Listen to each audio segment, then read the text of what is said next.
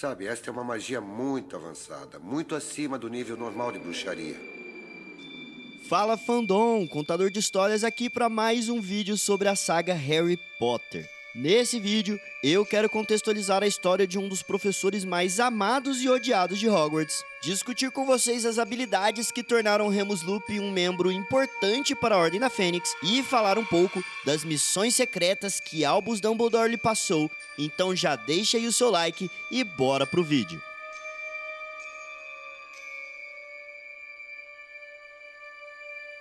Como vocês já sabem, os nomes das personagens de Harry Potter são escolhidos a dedo, sempre carregados de significado e muitas vezes até nos contando o que esperar de sua trajetória. Com Lupin, isso não é diferente. Eu imagino que todos conheçam a famosa lenda de Rômulo e Remo, os fundadores de Roma, e como foram criados por uma loba. O que nem todo mundo sabe, no entanto, é que na mitologia romana, os dois são filhos de Marte, o deus da guerra. Os dois brigam até a morte pelo controle da cidade, que acaba ficando nas mãos de Rômulo. A história dos dois irmãos, neste caso, serve para simbolizar o conflito interno que existe dentro de Remus e como sua luta é constante para suprimir a fera aterrorizante que o acompanha. Esse tom conflituoso é algo que vemos em todas as instâncias nas quais Lupin se abre nos livros e nos filmes, especialmente em sua relutância em se envolver com Nymphadora Tonks. Essa disputa de Yin e Yang é a própria concepção de Lupin, que tem como alguns de seus principais traços de personalidade as características comuns em lobos, como o cuidado com filhotes e mais jovens, o sacrifício que toma em razão de um todo, a ausência de egoísmo, a inteligência acima da média e a rápida adaptabilidade, enquanto sua forma lupina eleva as características mais ferinas, como a gula, a fúria e a violência. Já o sobrenome Lupin não tem muito segredo, sendo uma alegoria bem direta às características lupinas que o professor apresentava em O Prisioneiro de Azkaban. Ao todo, Remus Lupin era um dos nomes mais indicativos de toda a franquia, e eu fico me perguntando quantos de vocês, assim como a Hermione, perceberam logo qual era a do professor. Ele é um lobisomem! Por isso ele não tem dado aula!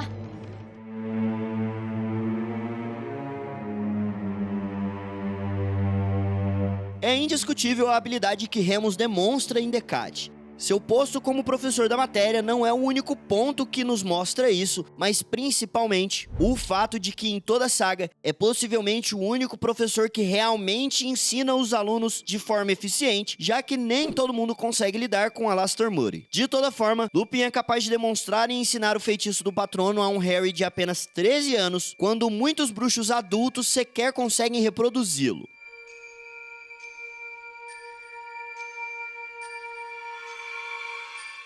O próprio Lupin demonstra um conhecimento e um domínio muito grande sobre dementadores, capaz até mesmo de escolher se seus patronos terão forma corpórea ou não, algo que nem mesmo Harry e Hermione conseguem fazer ao fim de seus anos em Hogwarts. Poucos fãs reparam em um outro fato, mas Remus é claramente um especialista em criaturas sombrias, tendo ensinado aos alunos do terceiro ano de 1993 sobre os Grinlows, os Barretes Vermelhos, os Capas, os vampiros, os lobisomens e os bichos papões.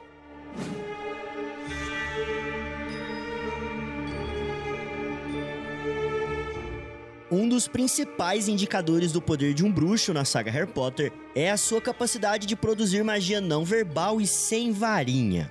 Lupin, nas poucas oportunidades em que se mostrou capaz, se mostrou também um dominador de ambas as habilidades. Em As Relíquias da Morte, o antigo professor, após uma discussão acalorada com Harry, o nocauteia tão rápido que o menino que sobreviveu sequer é capaz de levantar a varinha para se defender. Isso atesta para a capacidade de concentração e a determinação de Remus, capaz de se envolver em um duelo não verbal, mesmo enfurecido e irritadiço.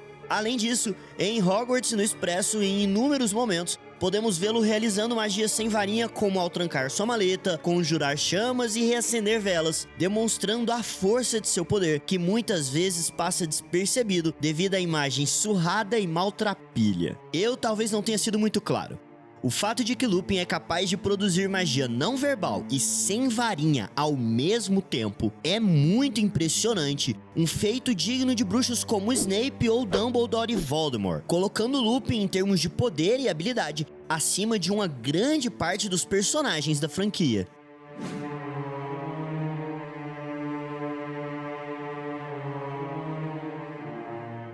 Como um dos membros mais antigos da Ordem, Lupin está presente em inúmeras batalhas. Apesar de não termos informações suficientes sobre a sua participação na Primeira Ordem, durante os eventos de A Ordem da Fênix e Relíquias da Morte, o ex-professor é um dos bruxos mais competentes em ação, duelando com Lucius Malfoy no Departamento de Mistérios e sendo o único bruxo de toda a batalha, além de Dumbledore e Harry, que sai exatamente como entrou, sem ser ferido durante o combate. Na Batalha da Torre de Astronomia, um ano mais tarde, Lupin novamente sai ileso de um combate ferrenho contra os comensais presentes no ataque. É preciso lembrar também que Lupin foi capaz de proteger um George Weasley à beira da morte de seus perseguidores durante a Batalha dos Sete Potters, o entregando ainda vivo na toca. Por fim, Lupin é um dos membros presentes na Batalha de Hogwarts, se sustentando até os momentos finais da batalha, quando é assassinado por ninguém menos que Antonin Dolohov, um dos comensais mais eficientes em duelos, e que já havia derrotado bruxos mais poderosos na arte do combate, como Alastor Moody e os irmãos de Molly Weasley, Fabian e Gideon Prewett. Eu vou deixar claro, Lupin morreu em combate como um verdadeiro guerreiro.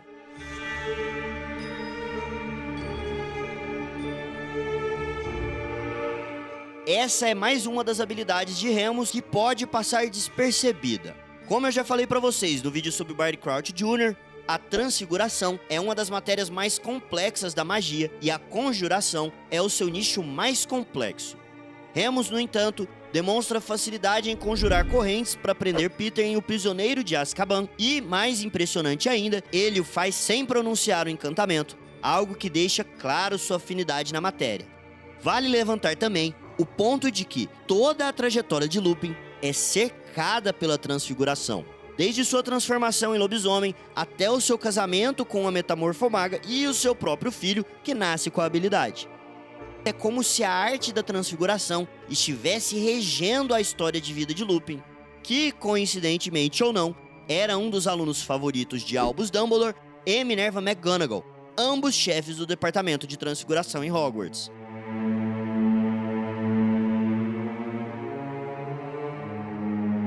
Todas essas características tornavam Remus um dos alunos mais habilidosos de Hogwarts em seu tempo de escola, sendo reverenciado assim tanto pelos professores quanto pelo amigo próximo Sirius Black. Sua nomeação como monitor não se dá apenas para controlar os amigos, uma vez que para estar no cargo é preciso manter as notas em dia e os trabalhos escolares também, trabalhos esses que James, Sirius e Peter copiavam sempre que possível. Lupin é um bruxo formidável e eu até mesmo seria capaz de sugerir que não fosse sua condição de licantropia, muito provavelmente teria se tornado um Waldor, já que a sua matéria favorita era defesa contra as artes das trevas. Supposed to be your area of expertise. Clearly, it's full of dark magic. Essa condição, inclusive, o torna uma pária social e muito difícil para Lupin que consiga um trabalho digno, estando à beira da pobreza quando Dumbledore o convida para ser o novo professor de Decate em Hogwarts. E essa é a primeira de duas missões importantíssimas encarregadas a ele pela nova formação da Ordem, que neste ponto ainda está em sua fase inicial. Ao convidar Lupin para a vaga, Dumbledore já tinha mais de 20 anos de conhecimento sobre a maldição que Voldemort havia lançado sobre o cargo. A saída de Lupin ao final do ano era certa e ainda assim, o diretor fez questão de colocar Remus no cargo, com uma missão que era desconhecida a Lupin até o momento certo. Como professor de defesa contra as artes das trevas, a principal missão de Remus não era ensinar defesa contra as artes das trevas, mas sim humildade. Vários alunos aprenderam de forma divertida e com uma competência que nenhum dos dois professores anteriores haviam conseguido desempenhar. E quando Snape vaza a notícia de que Lupin é um lobisomem, muitos alunos se veem em choque com o contraste sobre o que realmente sabiam sobre lobisomens e o que haviam vivenciado durante o ano letivo. Mais do que isso, Lupin ensina especificamente a Harry. E não, eu não estou falando apenas sobre o patrono. Dentre os ensinamentos de Remus estão a humildade de uma pessoa pobre que vive em constante sofrimento, mas que ainda assim enfrenta os obstáculos para fazer o bem e fazer bem feito. Ele ensina a Harry que o poder da força de vontade é capaz de fazer o mais jovem dos bruxos dominar o mais complexo dos feitiços, que o mais inteligente dos seres pode se enganar com relação aos seus amigos, e que em tempos de dificuldade a desconfiança se instala entre aqueles que se amam, e principalmente ele ensina a Harry que alguns dos bruxos mais poderosos podem sair dos contextos mais complicados e que, portanto, jamais deve subestimar a habilidade de alguém baseado em seu nascimento ou status quo. Remus é o ponto final no aprendizado dos 3 primeiros anos de Harry sobre a sociedade elitista que Voldemort e seus seguidores querem criar.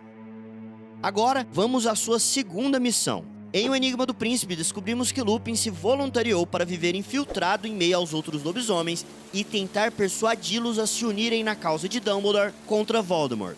É uma informação pontual e interessante, mas muito profunda, que pode ser passada como superficial devido à casualidade da conversa. Ao longo dos livros, nós descobrimos que Voldemort se utiliza de Fenrir Lobo Greyback para ameaçar as famílias e amedrontá-las, e que Greyback também amedronta a própria comunidade de lobisomens. A importância dessa tentativa de convertê-los se divide em 2 formas. Uma, como o próprio Lupin prova, dentre essas parasociais, devem existir bruxos talentosos e com potencial para enfrentar comensais e vencer. E 2, a conversão desses lobisomens enfraqueceria diretamente o próprio Voldemort, que também os buscava como aliados. Como o próprio Lupin nos conta, muitos deles temem Greyback e Voldemort, tendo sido ensinados durante muito tempo que a própria sociedade também não os protegeria nem os apoiaria. A presença de Lupin é fundamental, uma vez que, como um lobisomem que convive entre amigos, que foi professor da maior escola de magia da Europa e que sabe a importância de resistir aos preconceitos da sociedade, ele é uma fonte de inspiração e abertura social. Enquanto Voldemort oferece aliança pelo medo, Lupin fornece esperança. Ah, e sabe uma coisa que eu esqueci de te contar? Os pais de Remus se chamam Lial e Hope Lupin. Lial é uma palavra escocesa que se refere à palavra do velho nórdico Liufr, significando lobo. Remus é literalmente a esperança dos lobos e de sua aceitação na sociedade. E sim, eu sei que os lobisomens lutaram ao lado de Voldemort na Segunda Guerra, e esse é o ponto velado que J.K. Rowling quis nos contar em todo o arco de Remus Lupin. Lobisomens são há tanto tempo tratados com preconceito e ódio que quando um deles tenta quebrar a barreira, é visto com desconfiança. A lição de moral é clara: trate as pessoas mal por tempo suficiente e um dia elas vão se recusar a deixar de te odiar. O meu próximo vídeo sobre o lore de Harry Potter será sobre a Minerva McGonagall. Pra você ficar ligado quando ele sai, eu te convido a conhecer a nossa comunidade aqui no YouTube. Lá eu posto as datas e os assuntos dos próximos vídeos, faço enquetes para saber as opiniões de vocês e posto algumas curiosidades. Então, se quiser ficar antenado, já sabe. Deixa aí o seu like, não esquece de se inscrever se gostou. Falou e até a próxima. Eu acho que mostrou ao seu pai que é tão bom quanto ele. Isso foi uma realização e tanto.